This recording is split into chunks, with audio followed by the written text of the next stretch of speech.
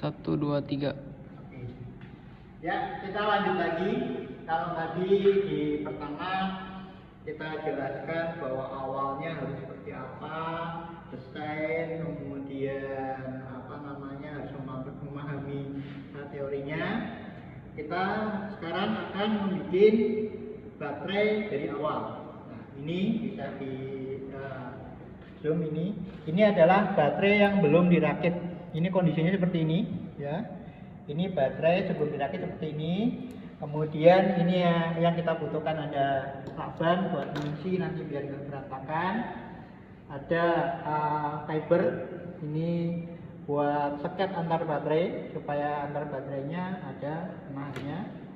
Kemudian ada alat buat ngetes baterai, karena jangan pernah kita sudah ngerakit baterai ternyata salah satu selnya ada yang rusak. Itu adalah kegagalan atau konyol, ya.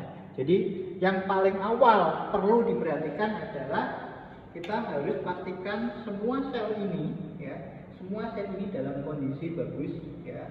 Yang kedua, tegangannya harus sama, ya. Internal resistor, nah ini yang penting, karena internal resistor itu adalah kemampuan baterai untuk dilewatin arus, ya. Kalau semakin gede internal resistannya, maka akan sulit arus akan lewat. Jadi hukumnya kan PIR. Jadi kalau R-nya gede, pasti P-nya nggak bisa nendang, ya. Ini baterai. Kemudian nggak kalah penting ada spoon, ya. Ini buat nanti masang ada buat masang kabel ke BMS, ya. Ada bautnya, ada ringnya, ada busbar untuk ini.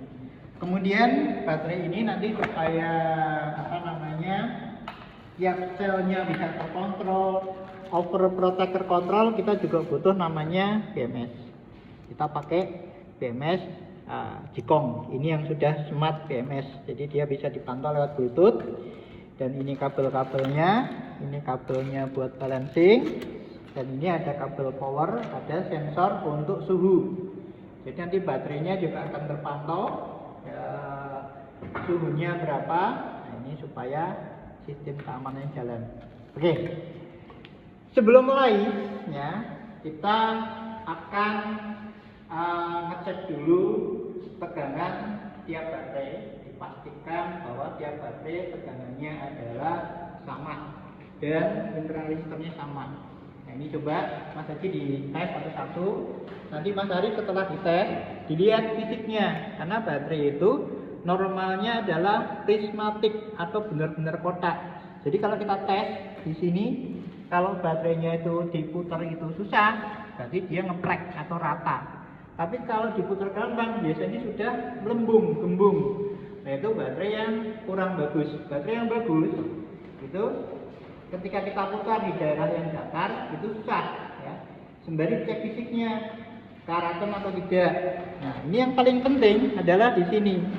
Ini yang tidak pernah diperhatikan oleh perakit baterai, tidak pernah membersihkan bagian ini. Karena kita kalau ngomong internal resistor itu hambatannya adalah 0, sekian mili ohm, yang mana artinya kalau di sini ada karat, ada kotoran nggak dibersihkan, ya, ini akan mengurangi kualitas perakitan dari baterainya. Kalau pabrikan itu nggak boleh pakai tangan ini, harus pakai sarung tangan, karena keringat kita akan bikin karat. Contohnya kayak gini. Nah, ini salah satu contoh yang perakitan kurang bagus. Makanya ini nanti saya akan sediakan tisu sebelum kita rakit.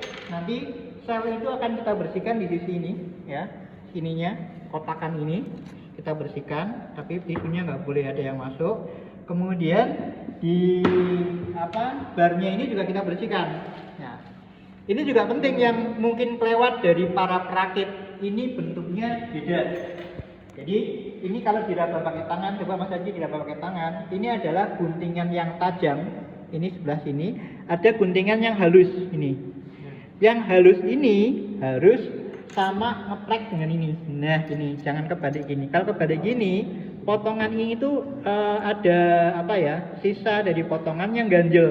Akhirnya ini kalau dibaut itu tidak terlalu rata. Ini sepele banget tapi tidak pernah diperhatikan.